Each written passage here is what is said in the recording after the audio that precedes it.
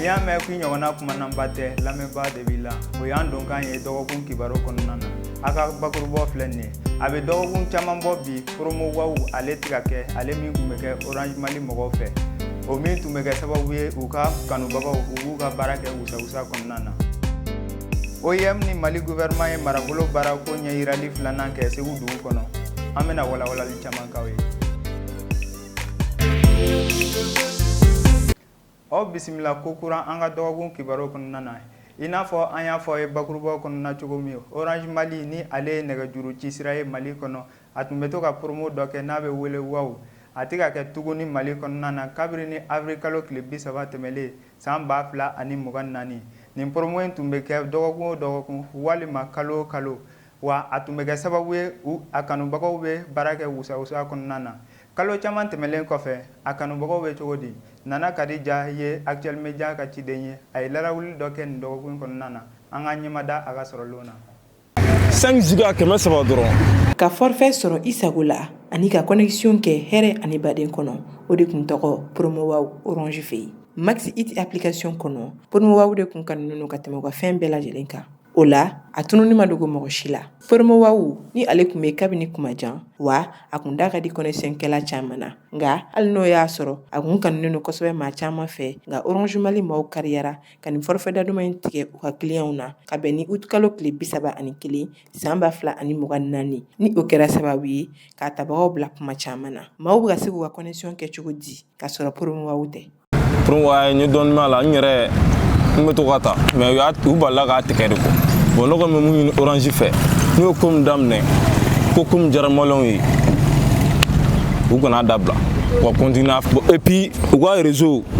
a ka teli dɛ ala ko cɛ a ka teli ne ye 1 giga ta forfait la n ma 30 minutes sɔrɔ a kan n ka forfait banna o kɔrɔ Orange hali sisan ne 3 jours ne tɛ connecté sisan i yɛrɛ bɛ ka siran i bɛ Orange ta dɔrɔn a bɛ tigɛ. Client dɔw b'a laɲini ko opérateur économique kan ka baara kɛ cogoyaw la ye walasa connexion ko kuma kana caya Mali kɔnɔ. Bon, promo wow en fait Mali la bibina Orange ye karuba kelen kɛ maliyɛnw yɛrɛ an bɛ se k'a fɔ ko promo wow ɲini a kɛra semaine ye o a kɛra mois ye o a kɛra jour ye o mɔgɔw b'a ta parce que Orange connexion d'abord c'est simple c'est pas pour donner ton réseau Orange connexion c'est très simple donc n'i y'a ta hali courant-tigɛ in na ça permet à ce que i bɛ se ka surfer à travers le monde donc Orange ye promo min kɛ mɔgɔw ye n'a fɔra k'u nan'o tigɛ je pense quand même que la réponse c'est une évidence puis u ka bɔ promo yɛrɛ la u k'a kɛ sous forme de canevas ça ka bɔ promo la quoi a kɛ dɔrɔn naturel yɛrɛ de i wula wagati o wagati i bɛ se k'a sɔrɔ sɔngɔ damatɛmɛdiya la naturellement même pour ceux qui connaissent d'autres pays les réalités d'autres pays connexion yɛrɛ c'est même pas un défi mais moi la connexion est un défi de bon à cause de wow Orange mɔgɔw bɛ ka o défi kelen ni fɛnɛ bɔ a ma donc Orange mɔgɔw bɛ se k'a lajɛ u k'an bɔ an kana connexion kɛ défi ko ye Mali la. Mɔgɔ caman bɛ k'i dama kasi ni promo wow tigɛli ye dɔw fana b'a yira na k'a fɔ k'olu ma deli ka baara kɛ ni a ye fɔlɔ. Ne tɛ Orange ka promo wow dɔn bon dɔnbagaw b'a utiliser mais tiɲɛna ne tɛ foyi kalama Orange ka promo ninnu na cɛ fiche principale ye Orange de dɛ mais ne tɛ crédit ta Orange la ka caya ten wa parce que ça coûte cher et puis wari de la c'est trop court bon ne bɛ connecté wifi la appel kɔni n bɛ to ka 20 30 ninnu ta n ka mouvement ba t'a kɔnɔ quoi. Dirisa Gilavoki ni ale ye bɔlɔlɔ feerelikɛla ye b'a hakilina di promo wow tigɛli kan ani k'a ka tile dépenses fɔ an ye forfait ko ta fan fɛ. Ne kɔni bolo u ka bonya de tɛ client yɔrɔ parce que i ye mɔgɔ habitué a la mɔgɔw bɛ dege a la ka tila k'a fɔ k'u bɛna bila tugun u ka client hinɛ minɛ quoi u ka sɔngɔ jigin yɛrɛ de ka ɲi sinon foroko ni bɛ taa dogi sara la quoi wari ɲini ta yɛrɛ bɛɛ bɛ ka bɛn connexion de ma en quelque sorte sinon ni i ka baara dɛnnen dɔ la mɔgɔw b'i wele walima karisa nin photo ci ma nin fini ci ma walima nin ci ma olu n'a ɲɔgɔnna tu es obligé ka kɛ ligne sanfɛ ne ta baarakɛla de ka ca la ni divertissement yɔrɔ ye par mois Orange ka 2 giga yɛrɛ c'est 24 heures bon pour que ka a fanga yɛrɛ ka dɔ bɔ consommation na quoi malgré que Malitel ka suma Move ka suma j'ai été obligé ka eSIM kɛ n ka téléphone na pour que n bɛ to ka connexion balancer a fila ni ɲɔgɔn cɛ pour que consommation fanga bɛ dɔgɔya a bɛ bɛn bɛrɛ bɛn ma cogo min na quoi. Promo wow tigɛli kɛra fɛn ye min ye maa caman bɔ a dagolo kan ni ale tun ye sira ye maa caman bolo min na connexion ba tun bɛ sɔrɔ sɔngɔ damatɛmɛdiya la. A tigɛli kɛra sababu ye min na ni maa caman bɛ k'i dama kasi ni Orange ka forfait sɔngɔ yɛlɛni ye ka sɔrɔ promo wow tɛ hali ni o y'a sɔrɔ dɔw kɛlen don ka orange sugandi ni a ka connexion teliyali ye dɔw fana b'a yira k'a fɔ k'olu kɔni jɛnnen don a kɔ ka sababuya kɛ u ka connexion sɔngɔ yɛlɛnni ye nga nin bɛɛ kɔfɛ bɛɛ lajɛlen ka laɲini ye fɛn kelen de ye o de ye Promowaw ka segin ka na an ye Orange Mali mɔgɔw wele walasa ka kodɔn nin Promowaw in tigɛli kan nga u ma jaabi d'an ma an bɛ lawasa sɔrɔ min na jagoya Promowaw a bila ka na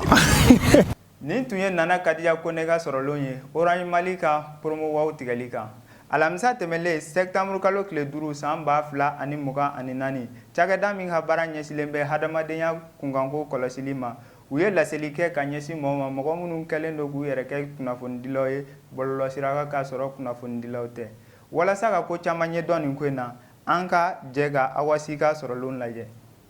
cakɛda min bɛ yen nɔ n'a ɲɛsinnen don ka adamadenw kunkanko lakana olu kɔni ye kangarida kɛ ka ɲɛsin mɔgɔw ma maa minnu bɛ bɔlɔlɔ sira fɛ n'u caman b'u yɛrɛ kɛ kunnafonidila ye ani kunnafonidilaw ka baarakɛla ye k'a sɔrɔ kunnafonidilaw tɛ kama sɔrɔ adamaden buruja kun warakatala kosɛbɛ bɔlɔlɔ sira fɛ maa dɔw fɛ k'a sɔrɔ sariya ye nin wale kɔn kosɛbɛ sariya sen min bɛ yen nɔ n'a bɛ f'o ma ko code pénal o b'a fɔ ko ni maa min ye adamaden kunkanko kuma n'o ye données à caractère personnel k'a kɛ sababu ye k'o cari k'o tigilama bɛ se ka $5 fo ka taa se $20 ma k'o sara ɲangeli ye bi an ka jamana kɔnɔ fɛn min ye kunnafonidi ye o baara tɛ taa yɛrɛminɛ kɔ ani baara sariya min bɛ yen k'i yɛrɛ minɛ baara kɔnɔna la fɛn min ye éthique ni déontologie ye k'o matarafa fɛn min bɛ kɛ sababu ye ka nin wale ninnu warakata an ka jamana kɔnɔ o de ye baara kalanbaliya ye ani a ɲɛdɔnbaliya ni sariya min taara autorité de protection des données personnelles mɔgɔw fɛ o kɔni ye wale ye bi n'a bɛ se k'a fɔ k'o bɛna dansago kɛ ni dangari kɛ wale juguw la bɔlɔlɔ sira fɛ ani a bɛna kɛ sababu ye ka kunnafonidi baara matarafa Banjugu Dante n'ale ye kunnafonidilaw ka soba ɲɛma ye ale y'a yira k'a fɔ ko kunnafoni di baara tɛ kunfɛn baara ye baara min ka ɲi ka kalan ka sariyaw dɔn ani ka adamadenw ka hakɛ bonya k'a daminɛ septembre kalo tile 10 ka n'a bila a tile 11 na san 2024 Segu jagokɛlaw ka tɔnba ye marabolo baarako ɲɛyirali filanan kɛ min labɛnna OIM ani Mali gouvernement ka bolodiɲɔgɔnmaya kɔnɔ ka fara agence italien pour la coopération et développement ka dɛmɛ kan ni tile fila baara in waleyara wayew fɛ an bɛ walawalali caman sɔrɔ Actuel Media ka ciden Abdoulaye Maïga fɛ k'a ta septembre kalo tile 10 ka taa bila tile 11 na san 2024 salon régional de l'emploi ale tago filanan baaraw kɛra Segu chambre de commerce la ni lajɛ in n'a labɛnna OIM n'an ka jamana ɲɛmaaw fɛ ni agence italienne pour la coopération développement ka dɛmɛ ye a kun bolila babu min kan o de ye sifinakaw ka don wari ɲini na o min bɛ kɛ sababu ye ka maa caman lata dugumasiraw fɛ ni lajɛ in labɛnna jɛkulu min fɛ o de ye YF ye an bɛ se ka n ka yɔrɔ min na bi bi na an nisɔndiyalenba bɛ parce que salon in a ɲuman tɛmɛna an tun ye prévision fɛn fɛn kɛ prévision on est allé au-delà de tout ça an tun y'a prévu an tun ye jeune 300 de prévu olu ka participer fɛn na an taara jeune 600 de la dɔ t'i n'a fɔ pratiquement double ce qui veut donc dire que Segu jeunes u motivelenba de bɛ fɛn fɛn qui est volet entrepreneuriat donc an bɛ se k'a fɔ n ka objectif atteindre an bɛ yɔrɔ min na bi bi na ni salon in labɛnni bɛ tali kɛ an ka jamana ɲɛmaaw ka wulikajɔ la walasa sifinakaw ka se ka baara sɔrɔ salon fana ni y'a siɲɛ fila nin t'a fɔlɔ ye a kun ye fɛn kelen de ka denmisɛnninw bali tagali la u kun fɛ u ka na fɛn min mobiliselen don gouvernement n'a partenaires bolo partenaire dama min b'an bolo fɛn min mobiliselen bɛ ninnu b'a bɛɛ wele ka na yan u bɛɛ ka na denmisɛnninw yɛrɛ bi yan u ka falen falen ɲɔgɔn fɛ u k'a dɔn min bɛ yen u bɛ se ka ɲɛ sɔrɔ cogoya min u bɛ se ka moyen min sɔrɔ cogoya min min b'u f'u ye u bɛ se ka accompagnement min sɔrɔ parce que moyen bɛɛ tɛ wari o moyen ye baara kɛcogo a kalancogo ou bien n'i b'a fɛ ka entrepreneur kɛ mɔgɔ min b'i dɛmɛ pour que ka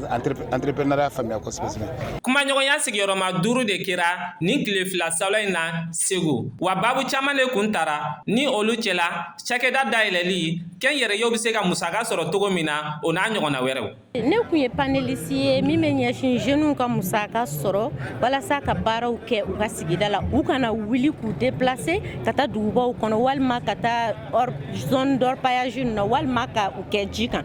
Donc an ye ɲɛfɔliw kɛ, d'abord ne ɲɛfɔli kɛ projet fier ka opportunité min bɛ projet fier yɛrɛ la min bɛ na to jeunes bɛ se k'o sɔrɔ ka to ka sigida la ka sɔrɔ u ma wuli k'u déplacer. Et en même temps collectivité minnu bɛ tel que conseil régional,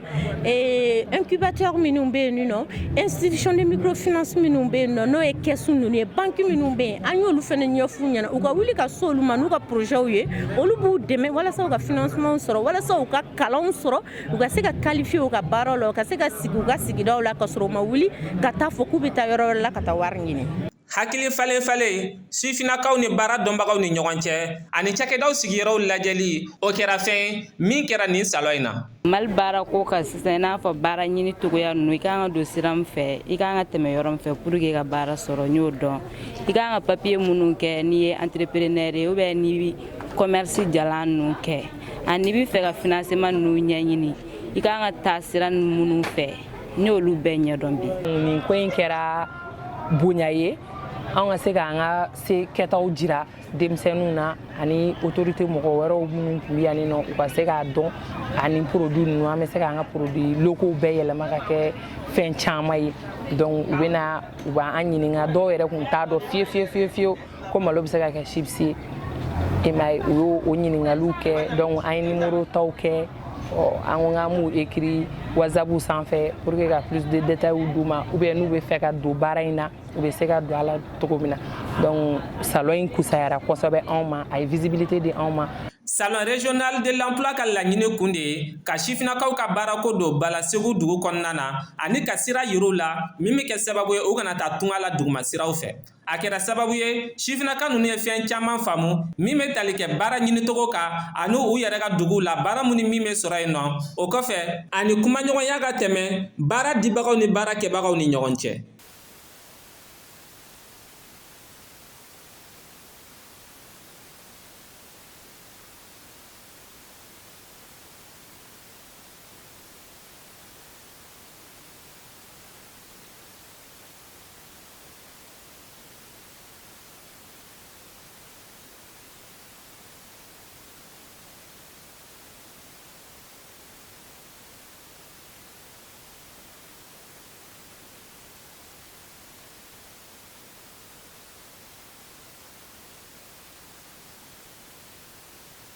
kalo min n'an b'a la n'o ye rabil awwal ye kalo min an bɛ se k'a fɔ ni diɲɛ lafiyala ni maa min ka nali kalo ye an b'o de ka mawludu kɔnɔ inshallah n'o ye alakira Muhammad sallallahu alaihi wasallam. Alakira bangeli kɛra hɛrɛ ye bɛɛ ma. Ala b'a fɔ kuranɛ kɔnɔ wa ma arsalnaka illa rahman lil alamin ko ne ma e Muhamadu ci foyi kama fo ka diɲɛ ka lafiya ka kɛ hɛrɛ ye diɲɛ bɛɛ lajɛlen ma. Ala ye kira kɛmɛ saba kanu min n'a y'o ɲini alakira la sallallahu alaihi wasallam n'a bɛ fɔ kuranɛ kɔnɔ in kuntum tuhibbuna Allah fattabi'uni yuhibbukum Allah. N'a bɛ fɛ ni Ala ka kanu sɔrɔ k'a ka tugu alakira la. Alakira sallallahu alaihi wasallam Ala y'a kanu alakira fɛ. Donc ale bangera ka bɛn ni kalo ɲɔgɔnna dɔ de ma. Donc a ko k'ale alakira ci diɲɛ bɛɛ ka lafiya. O la mawludu k'a fɔ ko dalilu bi an tɛmɛn'o la bari mun na maa dɔw ye nafa sɔrɔ alakira bangeli yɛrɛ don na ni Ala yafar'u ma. O misaliya ye jɔn ye? O ye a fancinin n'o ye Abi Lahabi ye. Don min na a balimakɛ n'o ye Abdulahi ye a muso jiginna. Muso min taara ci fɔ n'o ye Suhayba ye ko ne ma kɛ i tɛ jɔn k'i nisɔndiya. A ko ko nisɔndiya jɔn b'i bolo ko i balimakɛ muso jiginna sisan. A ko k'a jiginna don ko dencɛ o yɔrɔ bɛɛ Abi Lahabi ko n'i ka hɔrɔnya. Abi Lahabi mun alakira juguya ka fɛn bɛɛ k'a la mais o kuma in kama Ala sɔnna tɛnɛ o tɛnɛ alakira bangena ka bɛ tɛnɛ don de ma tɛnɛ o tɛnɛ Ala bɛ lafiya d'a ma jahanama kɔnɔ. Donc k'a fɔ ko dalilu bɛ mawludu kɛli la ka nisɔndiya ni alakira yɛrɛ ye dɔrɔn i bɛ Ala ka kanu sɔrɔ bari ale Ala tɛ sɔrɔ n'o tɛ wa n'i ma kɛ alakira fɛ Ala yɛrɛ t'i fɛ bari a ko ni la ilaha illallah fɔ ni ye Mahamadu d'a kan tɔ ka jɛ don. Donc mawludu kalo hɔrɔmaba de don cɛ min nana a kɔnɔ mun nana ni mun mana diɲɛ ti dan o bangera ka bɛn kalo min ma o kalo maa kan ka nisɔndiya o la maa kan ka baara k'o la baara min ka di Ala subhanahu wa taala ye. An bɛ mun fɔ mɔgɔw ye an kalina taasira minnu na o ye ka kɛ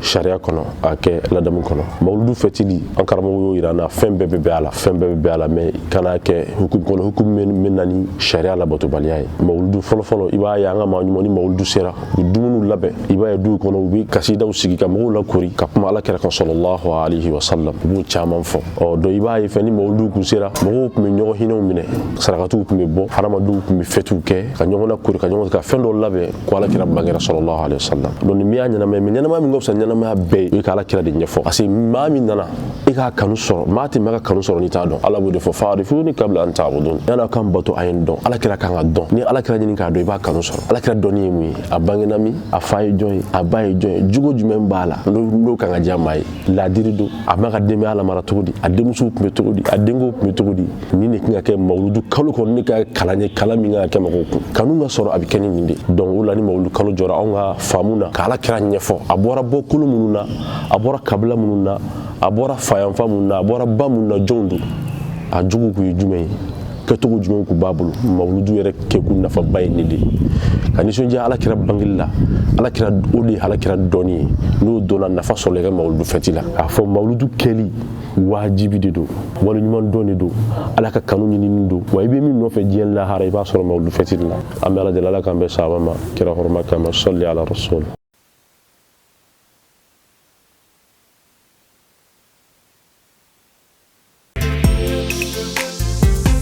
jamana kɔnɔ kunnafoniw alamisa don septembre kalo tile 12 san 2024 mali minisiri min ka baara ɲɛsinen don an ka jamana ani jamana wɛrɛ cɛla kow ma ni o ye Abdoulaye Diop ye ale ni Algérie lasigiden kura min nana Mali la olu ye ɲɔgɔn ye kɛ Algérie lasigiden taara an ka minisiri kofɔlen fɛ yen walasa ka taa a ka lasigiden sɛbɛnw yira a la. jamana kɔkan kunnafoniw Senegali jamana ɲɛma Basiru Diomaye Faye ale ye laseli kɛ alamisa don septembre kalo tile 12 san 2024 ko a bɛna Senegali wasabulon ci ka kalafiliw boloda wasadenw kan ka sugandi mun na ka bɛn kari ma ni o bɛ bɛn novembre kalo tile 17 san 2024.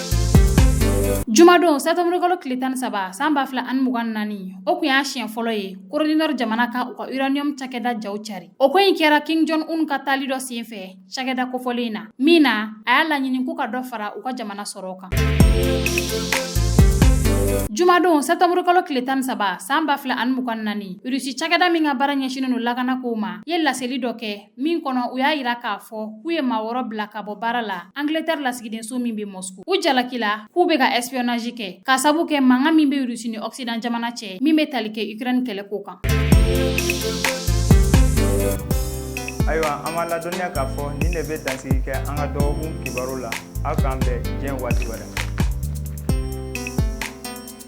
Parce que nous croyons au grand potentiel humain, parce que nous incarnons la performance, parce que l'autonomisation et le perfectionnement de l'élite constituent notre objectif. Rejoignez-nous, Université Bazo, la performance par excellence.